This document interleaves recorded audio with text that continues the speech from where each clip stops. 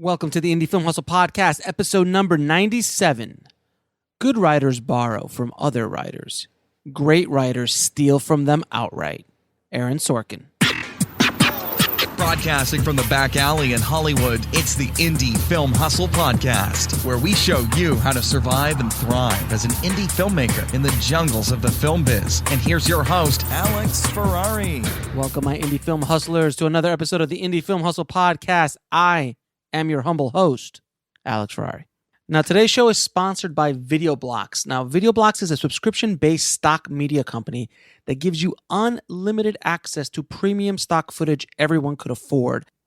If you're looking for like extra exterior shots or things that you might want to incorporate into any of your projects, whether that be a narrative, documentary, music videos, commercials, these guys got you covered. They've got unlimited daily downloads from a library of over 115,000 HD video clips, as well as a huge selection of After Effects templates for like opening credits, motion graphics, titles, company logos, as well as motion backgrounds as well.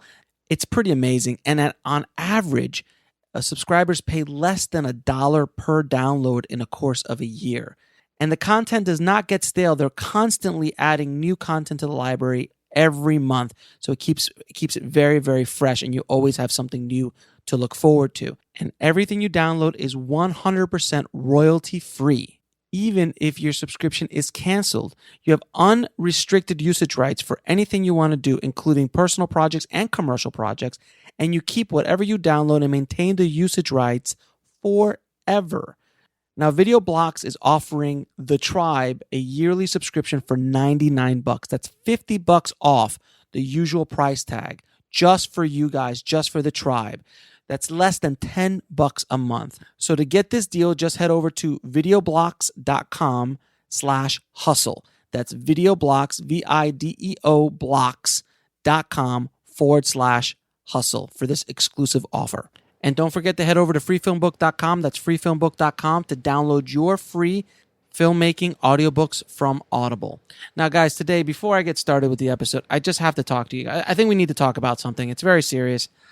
How amazingly awesome is Stranger Things? I just finished watching it. I know I've been delayed, but I've been, to my excuse, I have been working on a movie myself, so I had a chance to. I just finished binging it the other day with my wife, and holy crap, what an amazing show. It is like, it's just pitch perfect, and I cannot wait for season 2. If you guys agree with me, please message me. Please post it in the Indie Film Hustle Facebook group. Seriously, how amazing is it? If you guys have not seen or heard about Stranger Things, for God's sakes, do yourself a favor.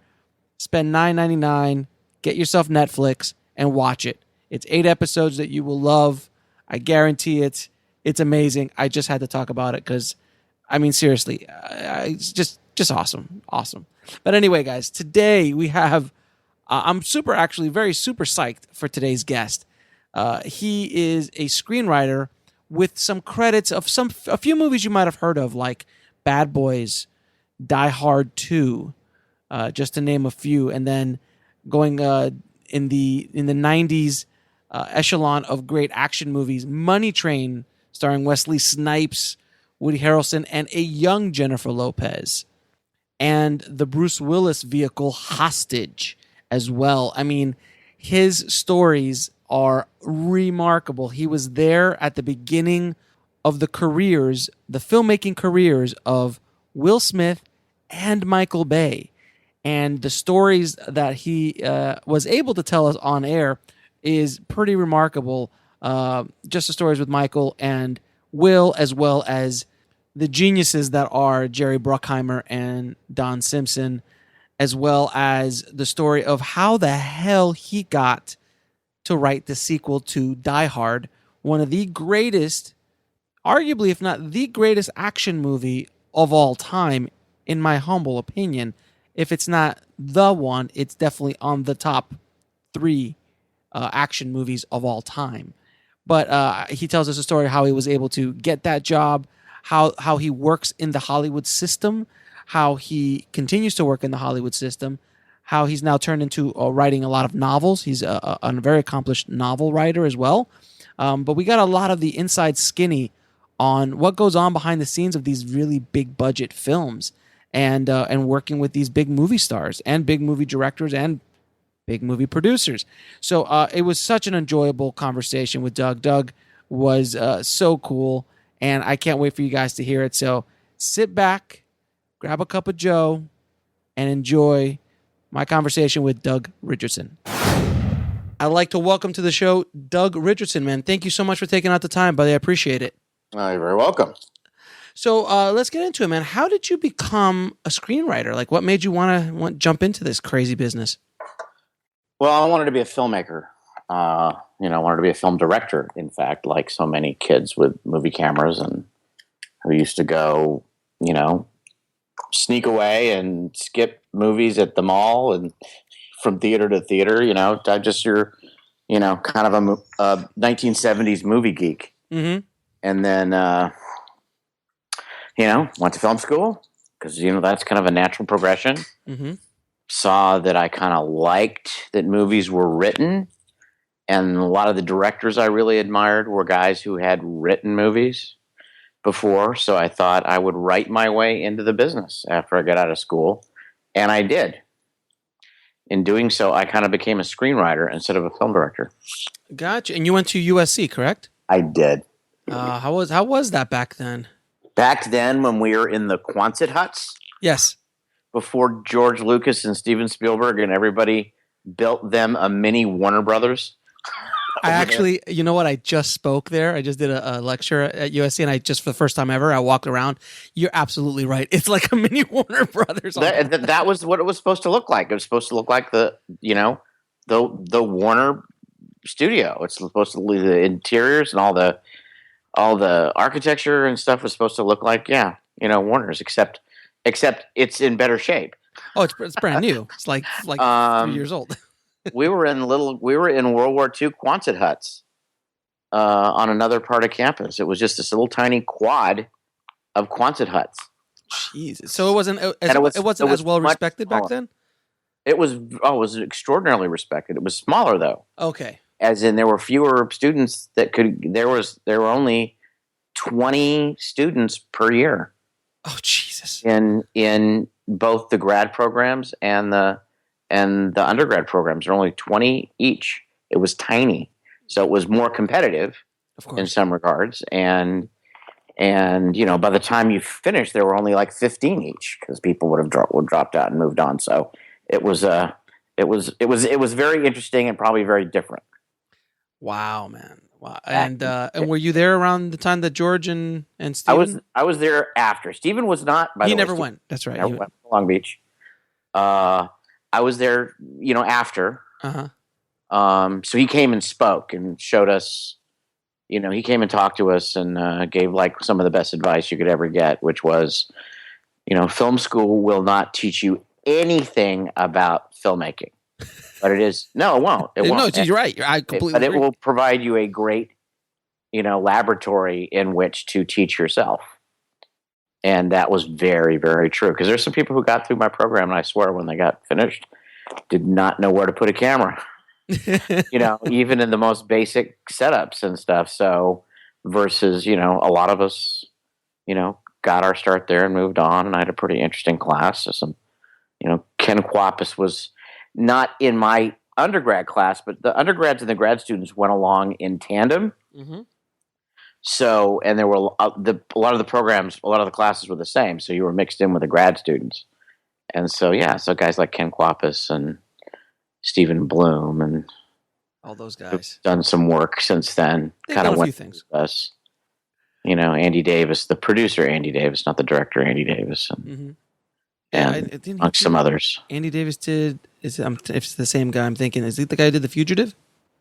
No, that's the director Andy Davis. Oh, okay. There's the Andrew Davis, the producer, who's just produced a lot, been a real go-to line guy out there. He works and works and works. Awesome. So when you write a screenplay, like, what's your process? I know every screenwriter has a unique process. What's yours? I don't know if mine's that unique. I mean, my process is do whatever I need to do to serve the project. So there's no real I put everything on cards. I outline. We'll be right back after a word from our sponsor. And now back to the show. I go into a park and write on a bench the way Ron Bass used to, or whatever, or sit in restaurants and listen to dialogue. I would just sort of, if I felt a movie really required, if it was an action movie, for example, like Die Hard, for example, that I felt was a, kind of a bit of an action opera. That's something I felt like needed to be put on cards, versus if it's something that's more of a thriller that's kind of need to be felt, or if it's something that just there was a lot of a drama that a lot of that is just research, and then sometimes the outline can be something on paper, sometimes it can be just notions on paper, slightly organized, until eventually I get down to sitting down and writing it, and then the process is then probably very normal. I write it. By the time I get done with the first draft, there's a ton of stuff I already want to rewrite. I rewrite it until it's ready to kind of hand out and give to people to read. Now, are you one of those writers that kind of like gets the idea and starts beating it up in your head first, or do you use the cards and you use the outlines to kind of beat it up? Because when I write, I always beat it up in my head for probably a week or two before I even put anything to paper. I have stuff in my head all the time. I have things that form. I'm sure, since you're a writer, you understand this. Some things form very quickly, and you can get them on paper. And some things, like I said, are still in my head that I think are really great notions, but haven't yet formed into something that I'm either going to write a screenplay, or as I do now, which is I write more books than screenplays. Gotcha. But is it? It's. There are notions in there that I say there's a movie there somewhere. It hasn't come. It hasn't come together yet. So, but still, it has to come together in my head before I start, to put it down on paper. Because then it's, I don't know. When I start to put stuff down on paper, I have no idea almost everything I put down, I've kind of run through my head. Now, are you? Obviously you're a working screenwriter, and you've done many movies over the course of your career.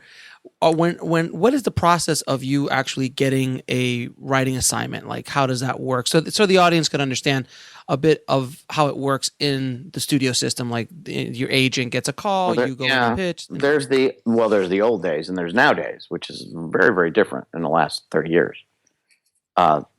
Things have changed, and then there's cycles too. Whether they're buying specs, or they're buying pitches, and what kind of pitches they're buying, and they want you to come in with a whole. Nowadays, they want you to come in with a whole. Sometimes with almost the marketing campaign, because they, versus.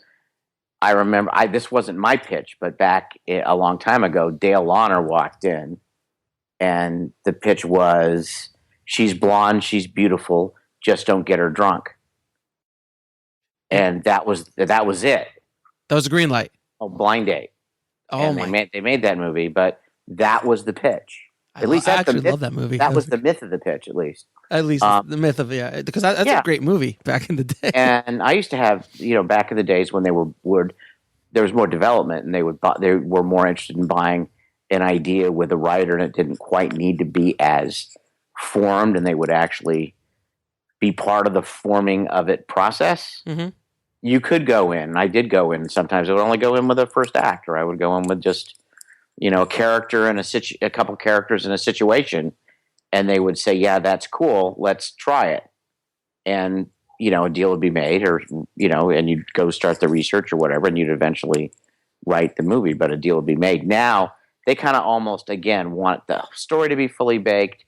They want 3 acts, and they want, like I said, practically a marketing campaign.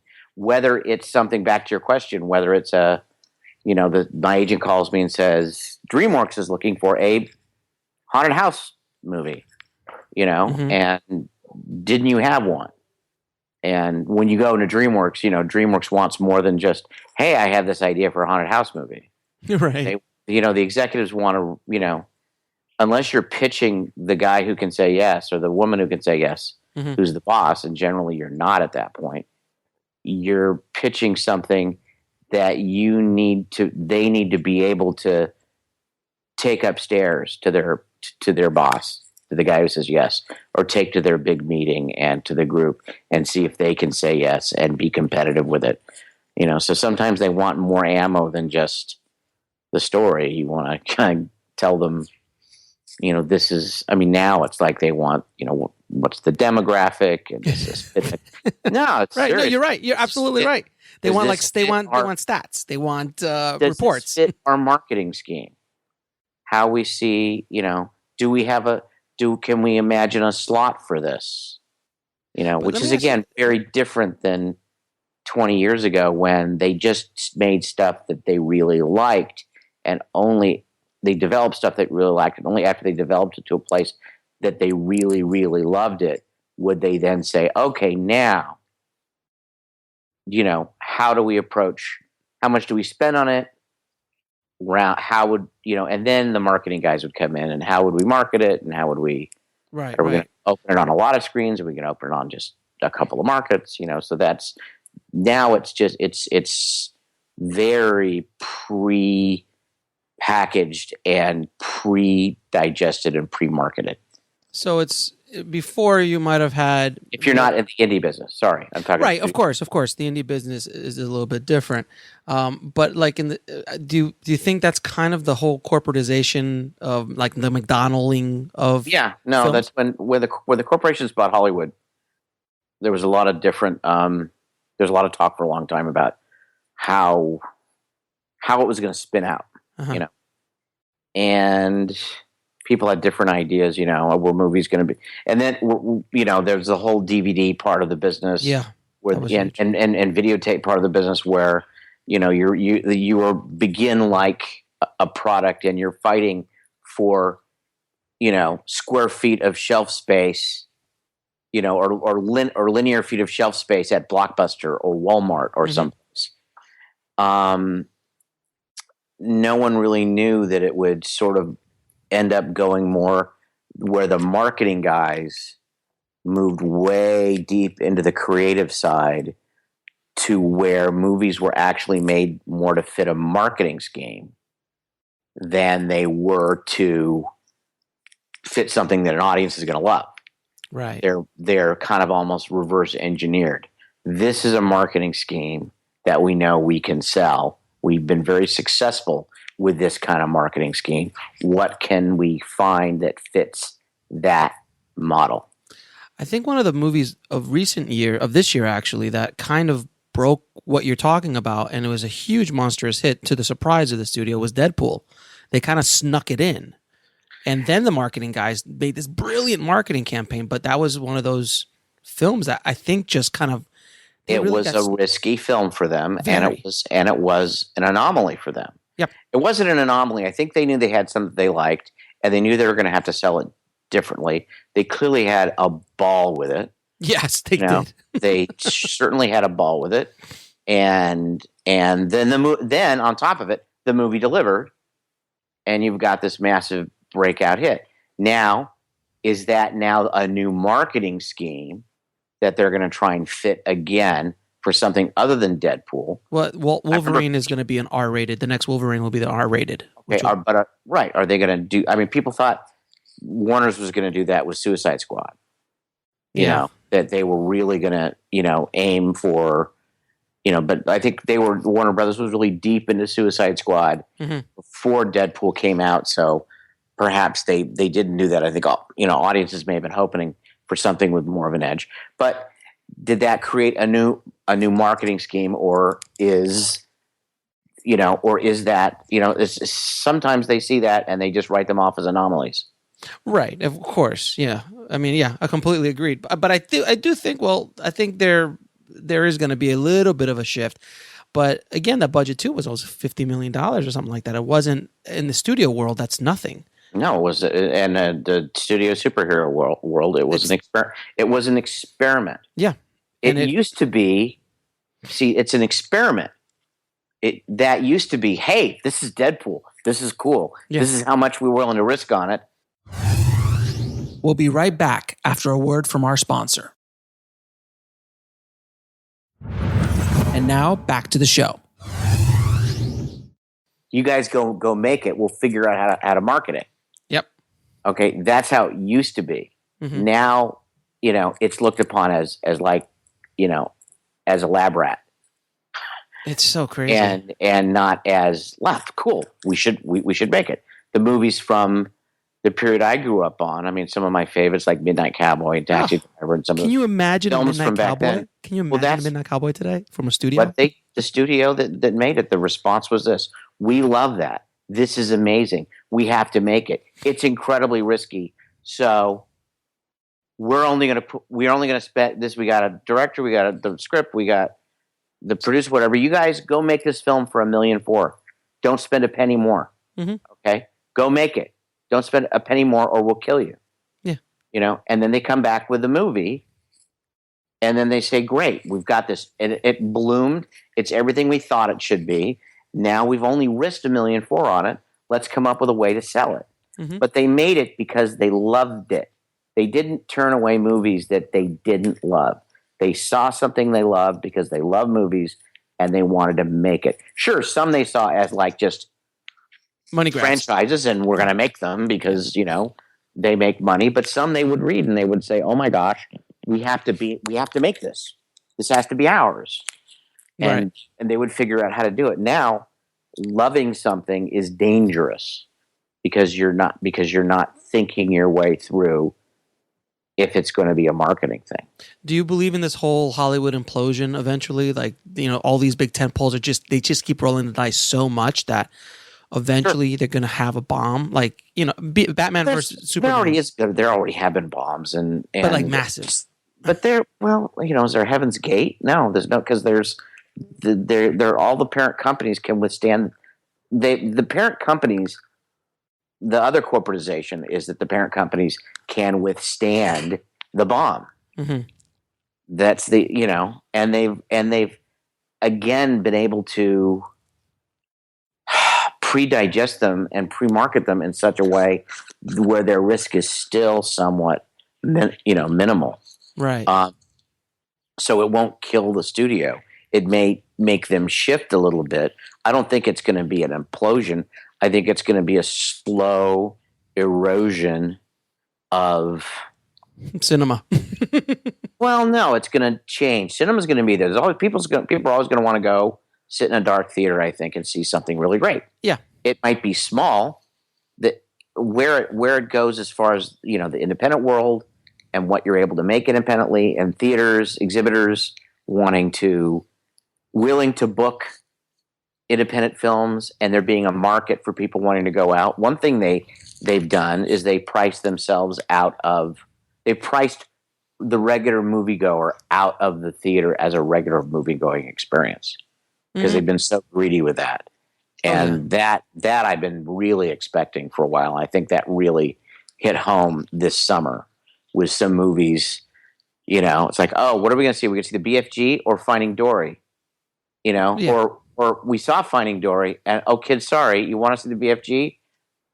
Sorry, already spent that $150 for that night out. Yeah, I know. This month, yes, and we're not going to go see another movie for another month. So I think it's very true. I have twin daughters, and I went to go see Zootopia, and we went to go see Finding Dory, but at a certain point, you're like. And I think that we went to go. My wife took them to go see Secret Lives of Dogs or Pets or something like that. And that when like Ice Age came out, we're like BFG.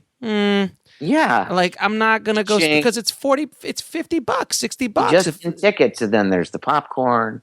No, I always bring in my popcorn. Okay, well you're that guy. I'm that dude. Absolutely. Well, your kids are learning to be frugal. Still, absolutely. It's $50. Yeah, but still, yeah. The cost of seeing a movie have gone up crazy compared to $5 or $6. When I was in high school, it was $5 or $6 compared to the cost of living everywhere else. Right.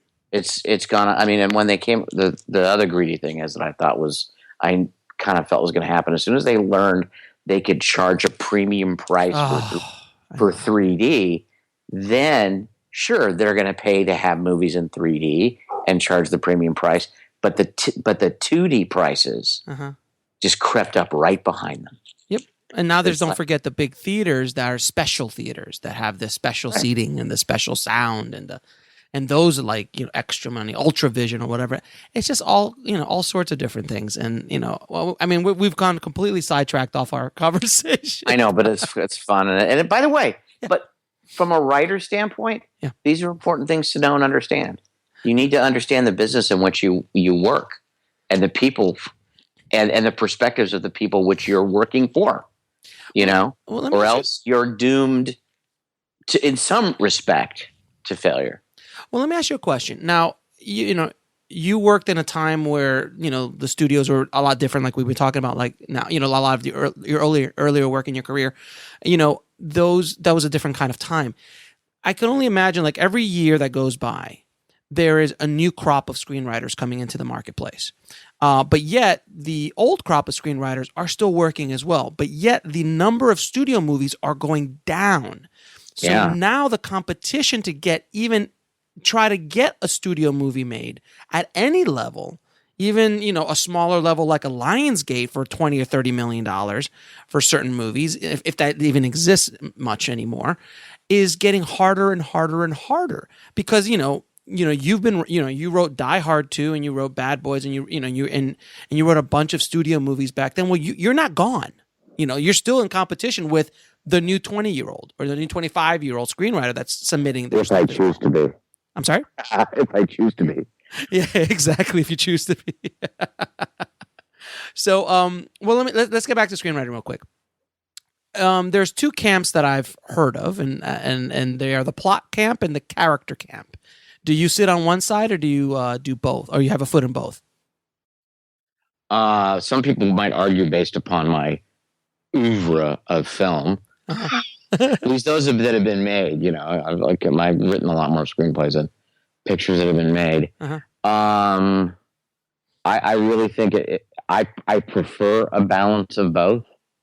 I think character drives plot. So I'm definitely character first. Unless you have an agenda and a character with an agenda or characters with agendas that create some sort of conflict, then you have no story at all. But you still have to be an architect of plot to kind of get there because it is a movie and you've got, especially it's a movie. So, you've got 90 minutes to 2 hours and 15 minutes generally in which you're going to have to tell the story. So, the screenplays, they say, are structural. Well, architecture is there's a lot of plot involved in architecture. So plot would be the car and character would be the engine. Yeah. Got sure. That I guess. If that's a good analogy or not. Yeah, but that's works for me. So you wrote one of my favorite movies in the 90s, Bad Boys. How did you get the Bad Boys gig, and how did that come to be? That was just one of those, right place, right time kind of things. Where they had Don and Jerry had a whole lot of movies. Don Simpson, Jerry Bruckheimer, were coming back from their sort of lean period and had 3 movies ramping up at once: Dangerous Minds, Crimson Tide, and Bad Boys. And they had this director named Michael Bay, who'd never directed anything but some videos and some commercials. And they had half a script, literally half a script that they just stopped. They just stopped, even though there had been many scripts beforehand. It had been in development for like 11 or 12 years. Yeah, wasn't it Danny Carvey and John Lovitz originally? There was a version of the movie with Michael Bay directing 6 months prior to my being involved. It was a Dana Carvey, John Lovitz vehicle. That's so and funny. Then that fell apart and they started mess with the script again, and they just stopped in the middle because when they got they had these 2 TV actors, Will Smith and Martin Lawrence, who had hiatuses between their shows. They were both going to be on hiatus around the same time. And someone had the bright idea, whether it was Jerry or Lucas Foster, who was that time running their company. Mm-hmm. We'll be right back after a word from our sponsor. And now back to the show. To put them all, my guess is it was Lucas, mm-hmm. to sort of like we got the director, we got this hot young shooter, and we got these two interesting guys. And Martin and Will came aboard, and they said, that sounds like fun, but the script that they had, they were all farces. Yeah. George Gallo had originally written a farce. Mm-hmm. And that was still at the center of it. And Will and Martin wanted to be in an action movie. Mm-hmm. Right. And so I got the call one afternoon, can you come in now? Literally at this moment, I was on my way back from a Little League practice on a team I was coaching. And mm-hmm. my back hurt because I'd just thrown about 100 fastballs. And he says, wherever you are, can you come over to Disney now? And I said, as long as you can have a bag of ice. Serious. That's so funny. And I sat down and they threw it at me. They said, look, we've got a window. We've got a director. We've got Miami. We've got a production office we're putting together. We just don't have a script. Are you willing to just drop everything you're doing right now and jump in and do this? And I was actually in the middle of taking a brief break because I was writing my first novel. Mm-hmm. So I jumped in and said, sure. And we had a very short window of time. We had only 5 weeks of prep. Oh my God! Yeah, I heard from like commentaries and interviews that Will and Martin were really just kind of throwing stuff at the wall. It was that was kind of the process. Within days I was in Miami, mm-hmm. and with no script and not much supervision, which is good. And just Martin and Will who weren't there yet, mm-hmm. and Michael who was casting the dog parts and building sets for scenes that I hadn't yet written. Seriously. And so it was really kind of done completely backwards, but there's a line in the movie where the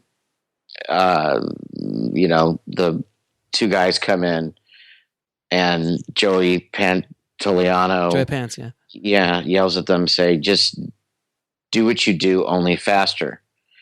That was an actual line from Jerry when I asked him that first day. I said, okay, I can do it, but 5 weeks and blah, blah, blah, blah, blah. He said, looked at me and says, just do what you do, only faster. So that was sort of like every time I saw Jerry, I said, I'm doing what I'm doing, only faster. Nice.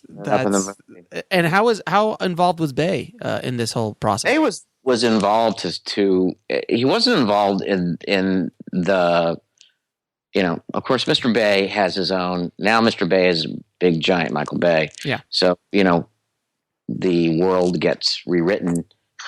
History has probably gotten rewritten a bit. Michael was pretty much relegated to prepping different things. Okay. And being involved in some casting. Don especially did not at one point want Michael, because Don was the genius, mm-hmm. didn't want him butting himself into the film part, the film part, the content or story part. And Don came in just like the weekend before we started shooting, mm-hmm.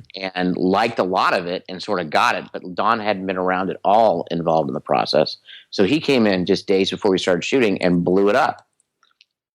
Wow. And then I began putting it back together again as from Don's perspective. Mm-hmm. And so Michael, there was the first 3 or 4 weeks of shooting. It was, Michael, here are your pages. Go shoot them. Please don't let the actors go too far off script. Because when they did, sometimes there was a few scenes that one ended up on the cutting room floor, right? Because Michael let Martin and Will go off the page to the point where there was no way to link it to the scene before and after. Right.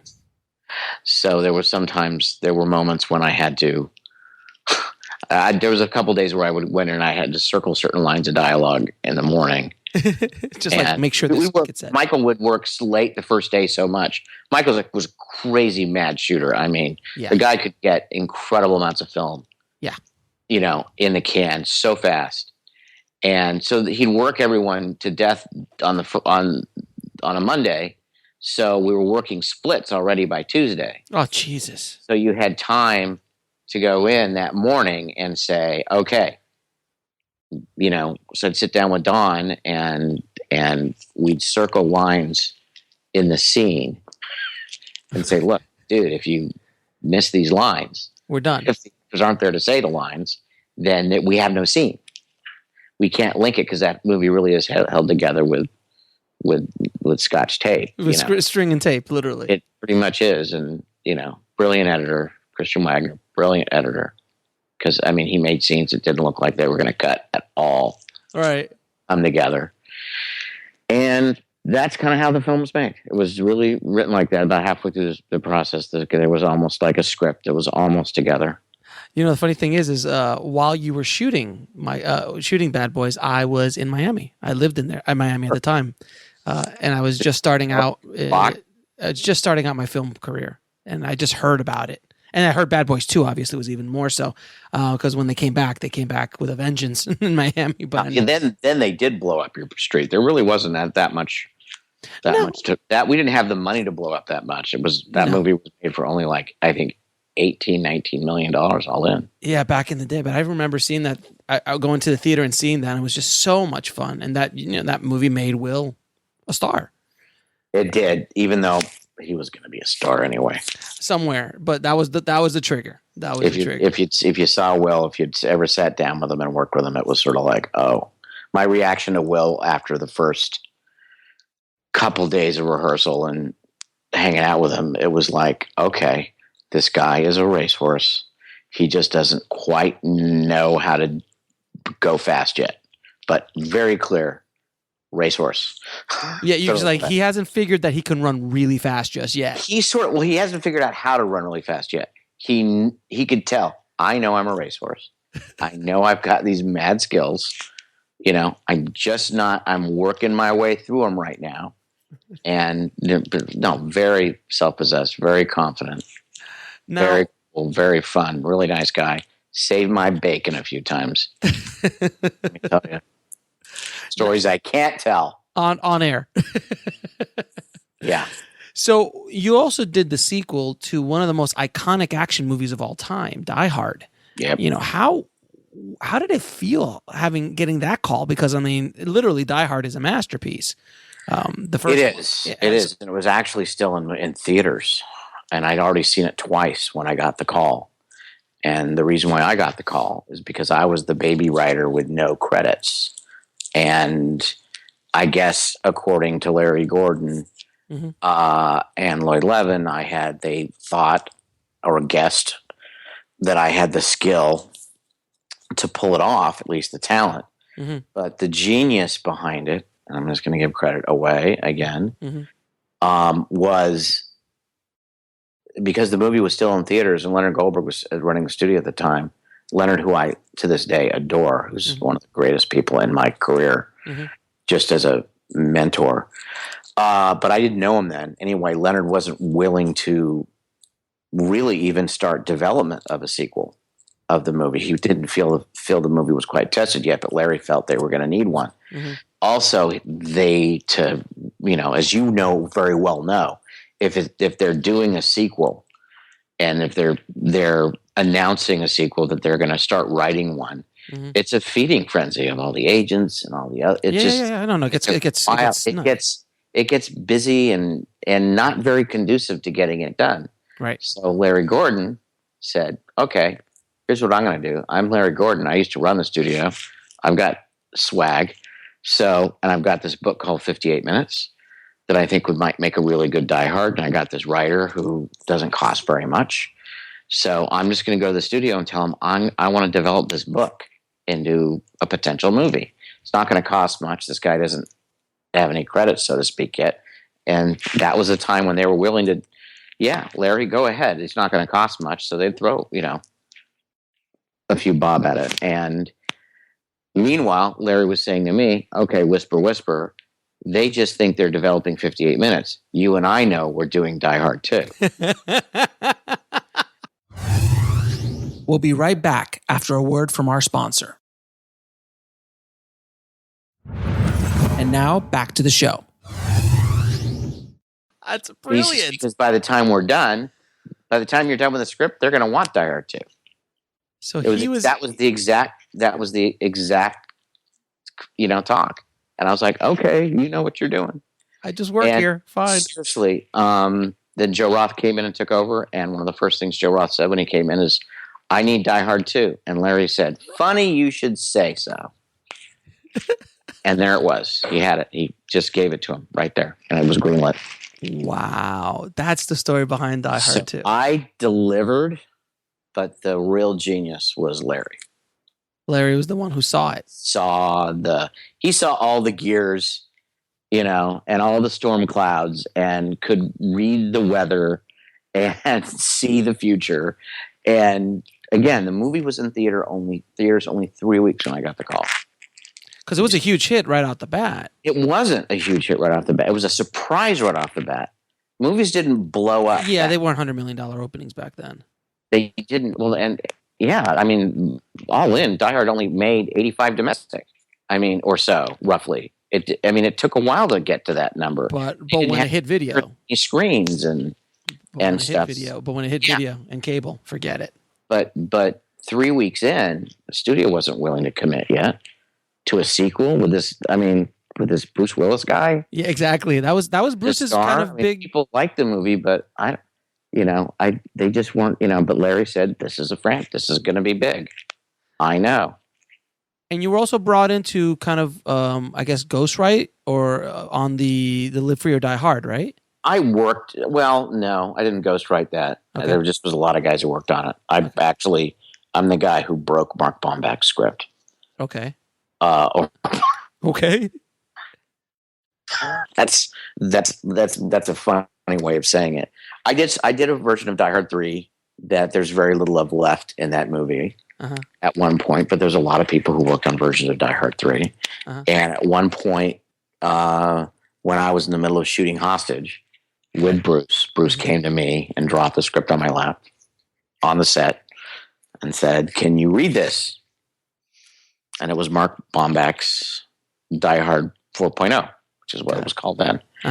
And they thought that title was so clever too. The studio was so like, that's such a cool title. It's so kind of internet. It's so, I know. Yeah, it's so meta. And 3 hours later, we were having a discussion in his trailer. Bruce didn't want to do, shouldn't I do another Die Hard? It was one of those things. And I didn't want to see another Die Hard. I didn't want to write another Die Hard. Right. And I was kind of trying to talk him out of it and me out of it. But he then asked the question, well, what kind of Die Hard would you want to see? So I began to riff. If I was going to make another Die Hard, this is what I would do. And the next day, literally, the next day was a Friday. We were at Fox and I was with Bruce, with Tom Rothman, and Bruce was saying, this is the Die Hard 4 I want to make. And Tom Rothman was looking at me like, you asshole, you broke my Die Hard. And after I got done breaking it and a lot of other stories that went into whether or not it was a good version of Die Hard or not, my version, and Bruce had dropped out of it again, right. And another release date had been botched. And, eventually he wrote Bruce back in and was able to make and did what he wanted to do, which was make Mark Bomback's script. Nice. That's why Mark gets credit on it. I actually wrote a letter to the Guild during that. It was a massive arbitration. All these writers were jumping in trying to get credit. Of course. And I actually wrote a letter saying, this is Mark Bomback's script. I should know. I was one of the guys who tried to take it apart and mess it up. And in the end, this is the movie they wanted to make, and Mark should get sole credit. And there you go. Now, are you on set for a lot of these big movies as a writer? No. not the diehards. Well, I was already fired by then. Mm-hmm. But Bad Boys, yeah, and Hostage,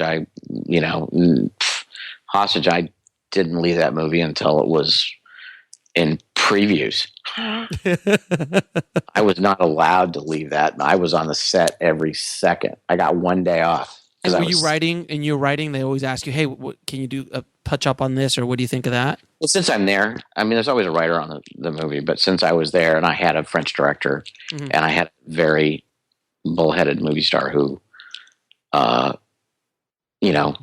liked having me around and liked having me to fight battles with him or for him. Mm-hmm. There were a lot of little changes and stuff, but on that movie, whether you love it or hate Hostage, which people tend to either love or hate it, Mm-hmm. that was the movie we really went out to make. And, there it is. And as a writer, I probably will never get, unless I wrote and directed the movie myself and had complete control, I probably would never have that kind of sway on a movie with a director and a movie star again. Got it. So that was an anomaly. To the point where it was out of control. To the point where it was like I couldn't leave. I had other assignments. I actually lost money on Hostage. Oh, wow. Because you could have been working on other movies. I had other assignments I was supposed to do, and they would not. I was supposed to be on the set for the first week. Right. And, go. And Bruce was like, no, you can't leave. And then Florent would say, no, you can't leave. And this went through all of production and then into the edit room and into test screenings. Jesus. Yeah. You were a hostage. I actually, it's a 5-part blog that you can read on my, you can read it for free on my site, or you can buy the book, The Smoking Gun. Which, I was going to talk about that in a little bit. Which is, actually, no, you can't read it on my site. You can only read it in the book. Because there's a 5 or 6-part blog called Writer Held Hostage. That is in The Smoking Gun, which tells a lot of the stories of how I couldn't get off that movie. Wow. All the way to arbitration with Robert Craze, and it was just... Now, arbitration, and I've heard many other writers talk about arbitration. Can you explain a little bit to the audience what arbitration is with the Writers Guild? Okay. In a nutshell. Let's start off with, one word, hell. That's what I've heard from everybody who's ever dealt with it. Well, it's so antithetical to writing. Right. It's so antithetical to collaboration. It becomes this legalistic process that writers are succumb to, if they want to receive credit. And not only it pits writers against writers, Mm-hmm. and then studios are able to use the conflict to their own advantage. Mm-hmm. In that's why they offer these. They use it to their advantage in that they will pay you less money up front for the movie and then say, but if you get a credit, we'll give you this bonus. So they put the carrot on the stick for the writer who might have only contributed 20%, something that the guild would not consider credit worthy, Mm-hmm. but try and make a case that maybe you contributed 33% or maybe 50%, depending upon the standard required, and to then go in and fight for it. So the studios are also part of it, but it's not fun. And it's imagine going in and anyone out there who's written anything, and then having to go in and defend what you've written on paper to other writers, to a faceless panel of 3 writers on paper, and explain why you deserve credit instead of that guy. Wow. It's not fun at all. It stops everything in your life for the period of time. And it's also created an industry of people who do nothing but write arbitrations for other writers. There's a whole industry around it. Yep. Jesus, man. This and I've been on both sides. I've actually done arbitrations. You have written arbitrations? No, I've read arbitrations. I've served as an arbiter. Oh God. It's not fun. No, but you want to be fair, and because if you've been in one, you really feel like, okay, and or maybe if you've been in one and felt like you were on the wrong side of it, or maybe felt like you got on the right side of it because someone did it right. We'll be right back after a word from our sponsor. And now back to the show. Right. You sort of feel like, you're going to be a good juror and help make a good decision. Now, let me ask you a question. Are you any good at pitching when you go in and pitch? And if you are, good. Do you have any advice? Now I'm certain. Now I've decided I suck. You used to think you were good? I think it's just a different world to pitch now. If I have to go in and pitch the whole movie, which I kind of think you need to do almost, I'm not good at it. Got it. It's not like The Player. Like Robert Altman's A Player, where at the beginning of that opening scene, where you see writers just coming in like, so there's a girl, she's beautiful, she gets drunk. Don't get her drunk. Yeah. It's you go in and I used to be able to. My whole thing was I would try and pitch characters and a first act that would leave everyone with a nice question mark. And if it was a good jumping off point, I had the rest of the movie, but that became a really energetic and exciting discussion in the room, instead of you're looking at blank faces, right, who, again, as you're telling the story, they're trying to quantify it for their boss in their heads. Do I like it? Do I not like it? Can I quantify it? Can I sell it? Can I, and tell it to them in a way that they can, and there's at one point during the pitch, I'm like, if you're not engaged in the pitch, as in involved in asking questions, I'm sort of like, you must be bored.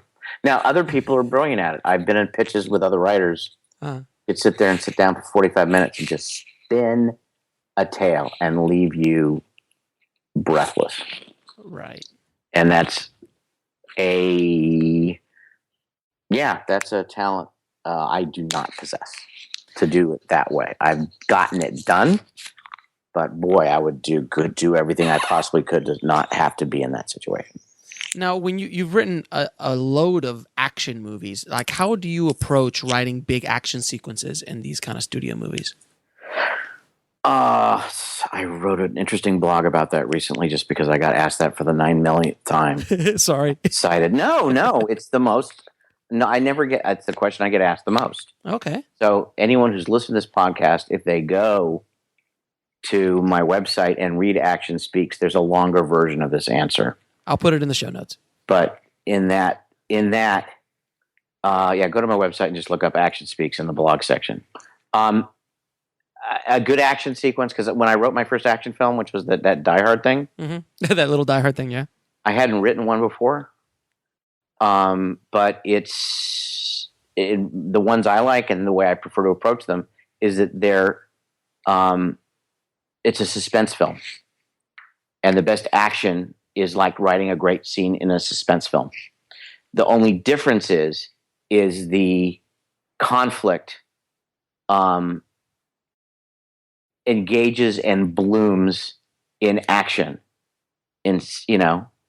almost sort of like combusts, and also then creates another problem for your character. A good action film, unless it's the final action film of the scene, a good action scene, unless it's the final scene of the film, shouldn't resolve. It should create a bigger problem that needs to be solved, that eventually needs to be handled in action. It also only works when you talk about what's first, character or plot, if your character is deeply engaged and involved, which is why, again, a suspense scene only works if you have a sense of suspense with what's going to happen with your character. How is your character going to behave?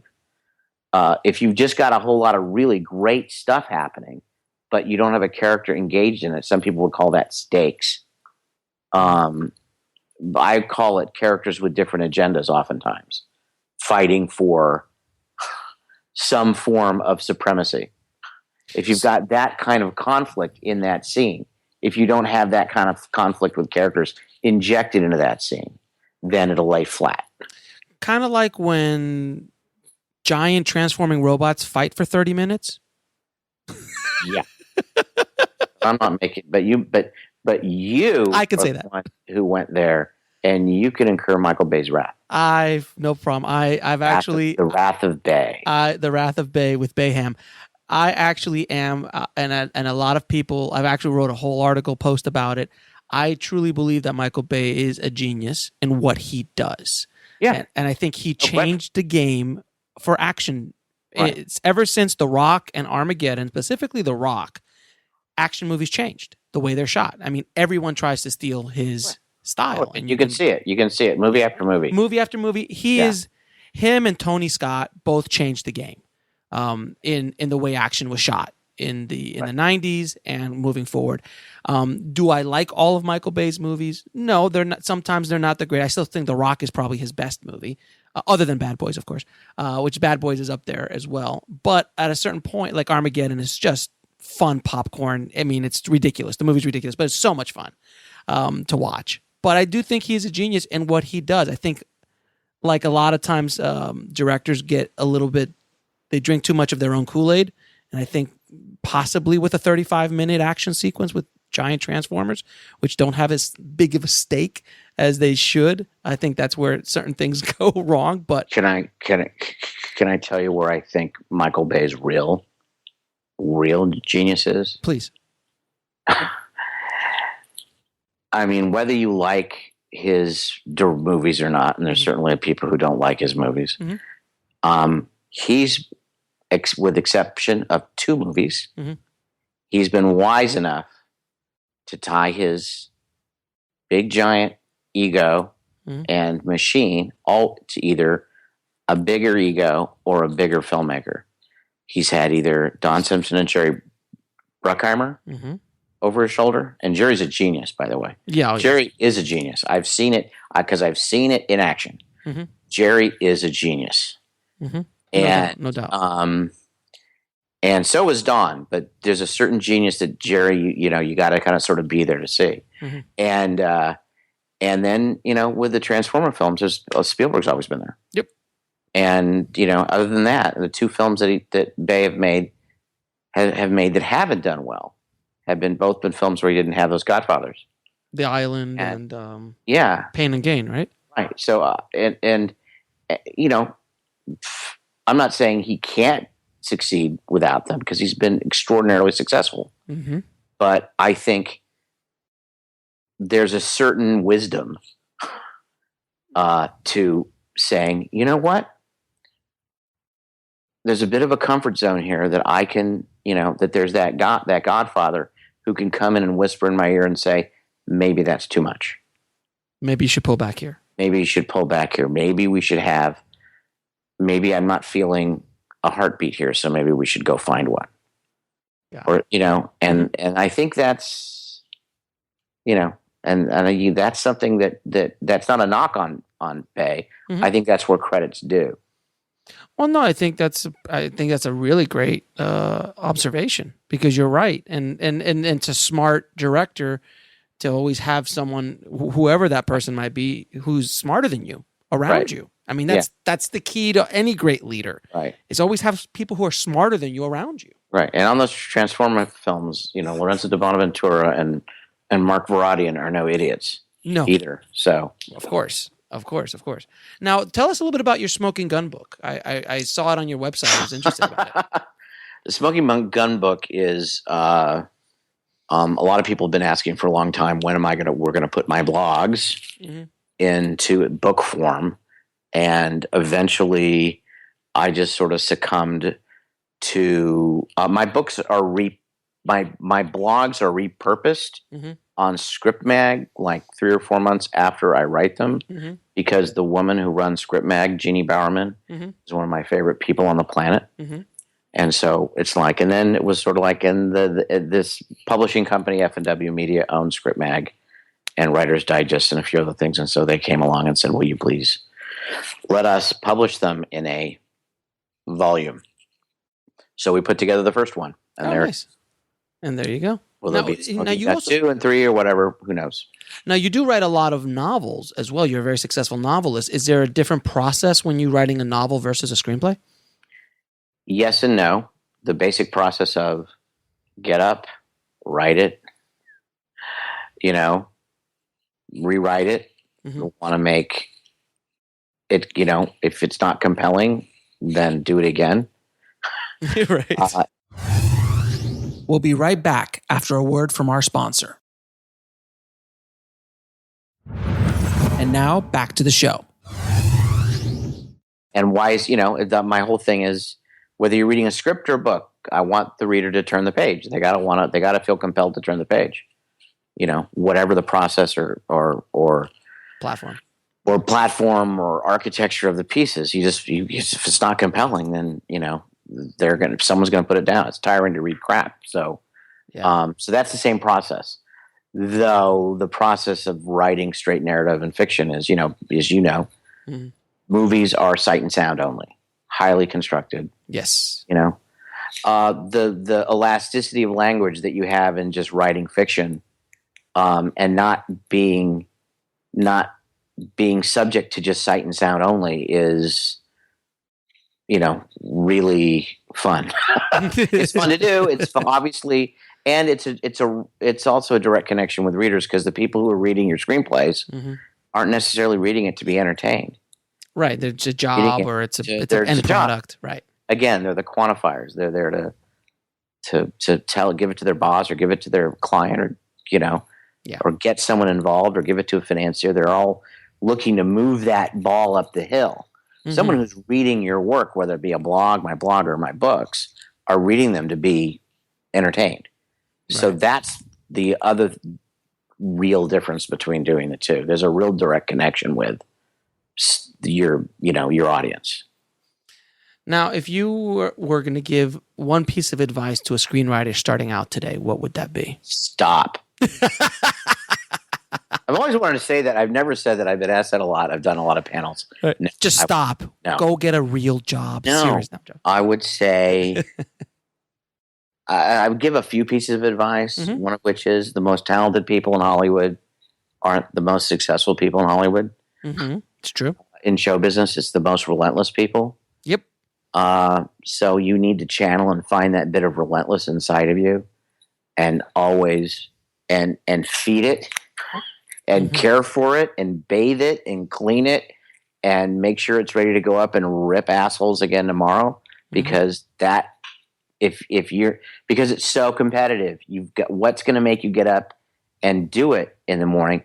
Or if you're not even there yet and you've got some other job, you know, I'm blown away by, I mean, I the people that I know who have not second jobs, they have careers, actual careers, and they're writing on the side and trying to push that ball up the hill.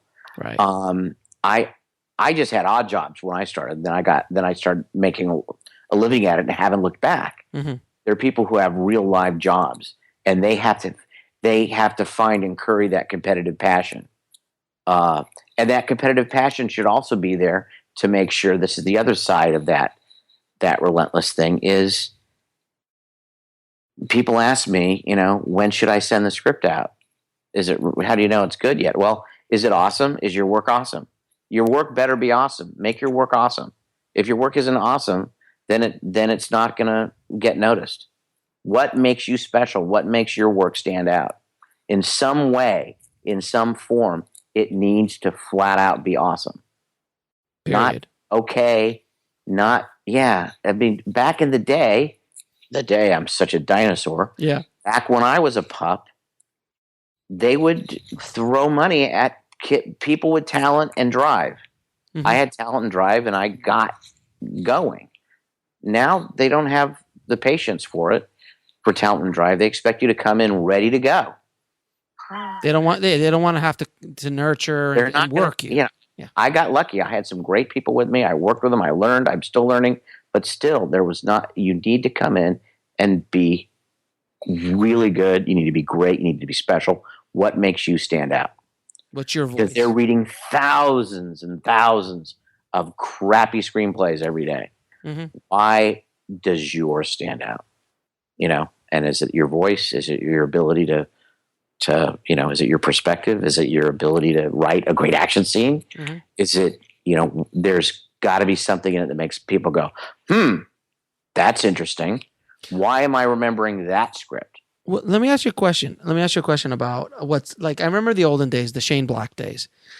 Back when Shane was getting 3 million, and Joe Esterhaus. I mean, these guys were getting. Those are my days. Yeah, they were making like obscene amounts, 2 million, 3 million, 5 million for scripts that Joe Esterhaus. God, my God, he made millions for movies that never got made. Yep. Yeah, those were more about that than you can realize. Yeah, I mean, it was obscene. But now, I thought those days were kind of over. But now Max Landis is starting to come back out with these kind of ridiculous deals as well for his movies and his voice. So, do you think that are those days going to start coming back, or is he just an anomaly? Always back, huh? Because those days are always going to come back in one form or another. It is cyclical. People do want to watch filmed entertainment. They do want to watch. There's a lot more interactive entertainment, but passive entertainment has been around since campfires. Sure. People want to hear a good story. People want to see a good story. They want to be told a good story and be moved. Okay, whether they're watching it on their phone or watching it at a drive-in. Okay, there's still going to be that. Okay, so and those voices are going to be found, and whether they're found in the work of Max Landis, or they're found by the Weinsteins, who probably burn in hell, but they did find Quentin and got, Oh yeah.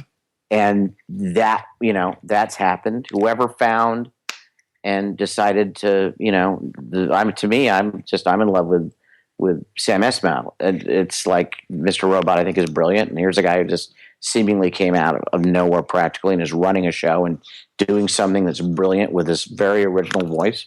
Those are going to stand out.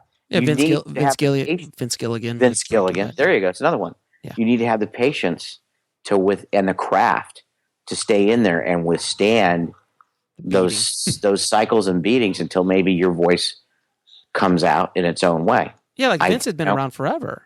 I mean, he's been working in X-Files, and I mean, he's a working writer, and then all of a sudden he got the idea for Breaking Bad. And Cranston, he was around forever. I mean, Jesus. And no one knew Cranston could do that but Vince Gilligan and Bryan Cranston, and then boom. And the rest is history. That. So, sometimes those voices come early. I mean, I used to love, I'm a big fan of film acting.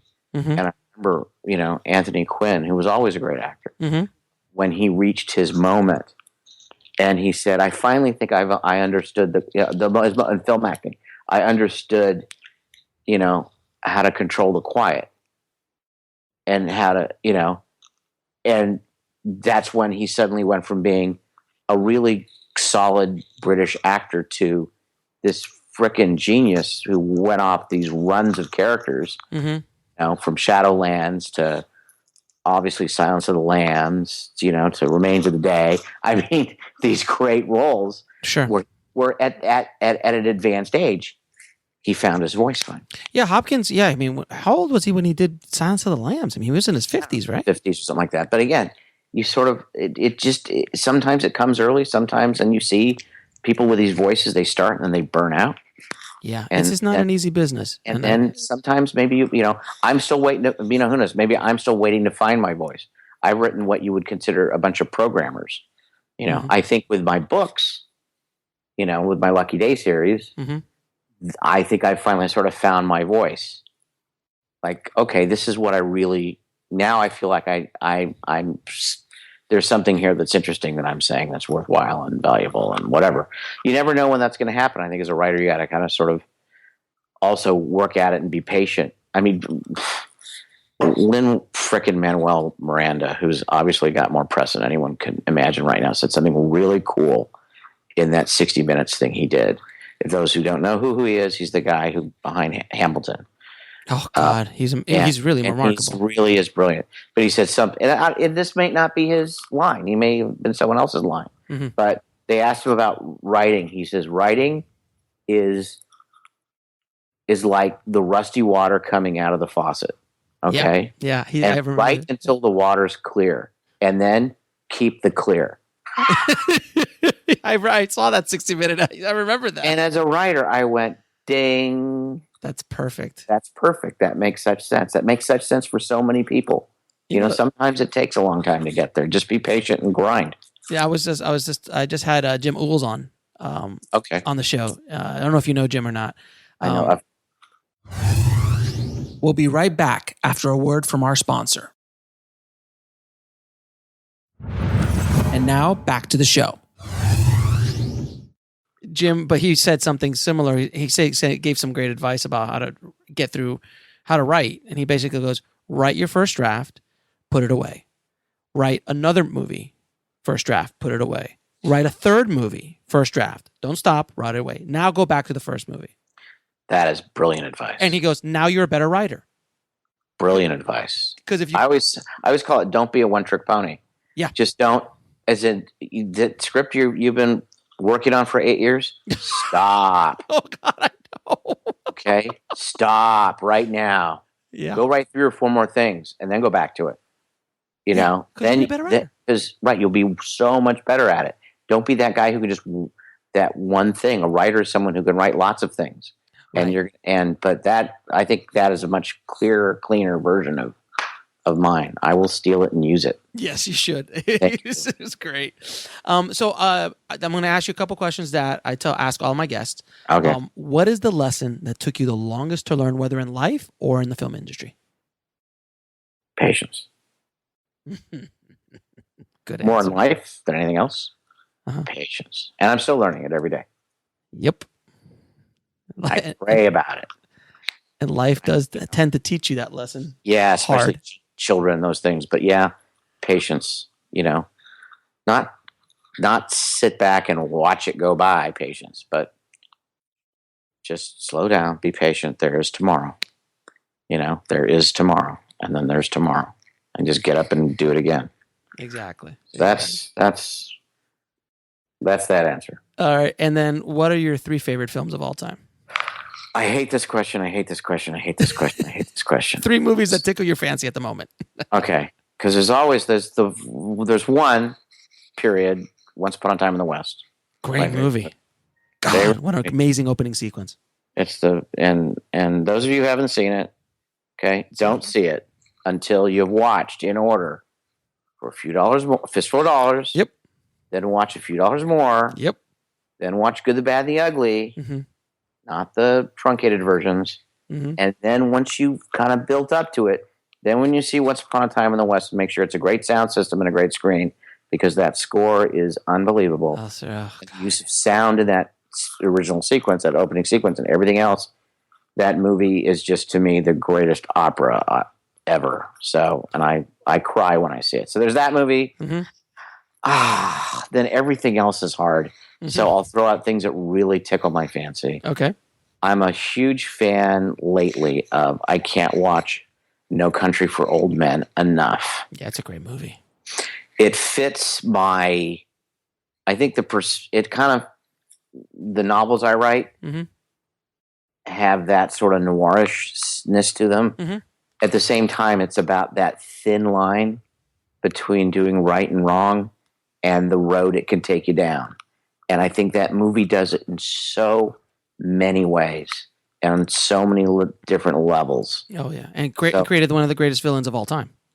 Yeah, that you can still watch. It's just that movie. What's better in the movie? The directing, the writing, the performance, the homages to Cormac McCarthy's work in it. Yeah, it's running on all cylinders. Tommy Lee Jones. It's just, what came first? The coin walked in with you. I mean, like, God, I just go crazy that movie. Okay. And then there's a lot of close thirds. You know, I guess I'm going to go to maybe the movie that made me want to make movies, Mm-hmm. which would be Goldfinger. Oh, I love Goldfinger, man. That's a great movie. I mean, the movie, what made me want to be a writer was Ian Fleming. Mm-hmm. Those are the first books I ever read in my life that I wanted to read, make me read another book, because I wasn't a reader then. But, you know, when I was a kid, but Goldfinger was like, that was sort of like, wow. I mean, to a young man, you know, with hormones. Oh, and yes, and dreams and living in a tiny town, and like you see that and you kind of think the world is possible. Yep. So that was the one that made me want to make movies. So I guess those will be my three. And where can people find you, man? Online. DougRichardson.com. Pretty simple. I got to it before all the other Doug Richardsons in the world did. And there's a lot of us. Yes, there is. You got on the bandwagon early. Got there early. And if you're a fan of the movies, if you like good, really crime fiction, I really suggest you go to my site and pick up a Lucky Day book. Awesome. And I promise you will be entertained. Doug, man, it's been a pleasure talking to you, man. It's been a lot of fun geeking out with you, and you've been dropping some great knowledge bombs. So thank you so much, man. It has been a geek fest, hasn't it? It has a little bit of a geek fest. It is. All right, pal. Thank you, man. All right, take care. I had an absolute ball talking to Doug, man. He was so cool, and the stories from the sets. From the Die Hard set, from the Bad Boys set. It was great. I heard all these stories about Bad Boys because I was in Miami when they were shooting it, and I had heard all of these stories about how Michael Bay had made it and all these kind of originally for John Lovitz and Dana Carvey and all these kind of things. And it was really great to hear straight from the horse's mouth what actually happened on that set, because Bad Boys is one of my favorite movies. I love one of my favorite action movies. Definitely one of my favorite '90s action movies, without question. And there's no transforming robots in that one. But anyway, guys. So I hope you enjoyed it. Hope you got a lot of good information out of that episode. Thank you, Doug, again for being a guest and dropping those knowledge bombs.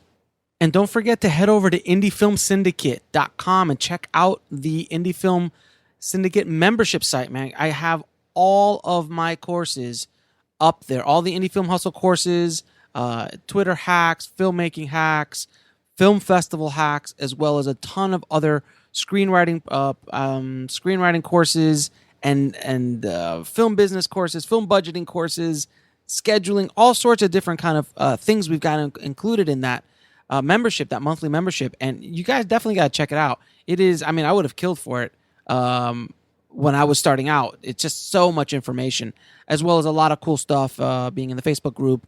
And we're going to be doing once a month Google Hangouts so we could all talk, hang out, ask questions, and so on. So definitely check it out, IndieFilmSyndicate.com. And the show notes for this episode are at IndieFilmHustle.com/097, which will have links to everything we talked about in the episode. So keep that hustle going, keep that dream alive, and I'll talk to you soon. Thanks for listening to the Indie Film Hustle podcast at IndieFilmHustle.com. That's IndieFilmHustle.com.